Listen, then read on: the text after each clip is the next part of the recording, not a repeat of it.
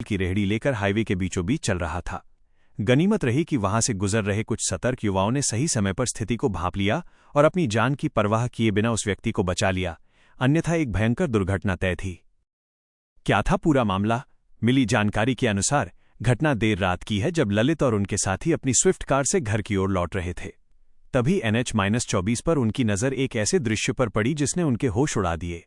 उन्होंने देखा कि एक व्यक्ति जो बुरी तरह से शराब के नशे में था और ठीक से अपने कदमों पर खड़ा भी नहीं हो पा रहा था, वो एक फूल की रेहड़ी लेकर हाईवे के बिल्कुल बीचों बीच चल रहा था। रात के समय इस हाईवे पर गाड़ियां बेहद तेज रफ्तार से दौड़ती हैं, ऐसे में ये दृश्य किसी भी पल एक भयानक दुर्घटना में बदल सकता था। चंद सेकंड की देरी से मच सकती थी तबाही। स्थिति की गंभीरता और खतरे को देखते हुए ललित और उनके दोस्तों ने तुरंत अपनी गाड़ी सुरक्षित तरीके से धीमी की। बिना कोई समय गंवाए उन्होंने अपनी जान जोखिम में डालकर सबसे पहले उस नशे में धुत व्यक्ति को पकड़ा और खींचकर हाईवे के किनारे सुरक्षित स्थान पर पहुंचाया। इसके तुरंत बाद उन्होंने उस रेहड़ी को भी रास्ते से हटाया।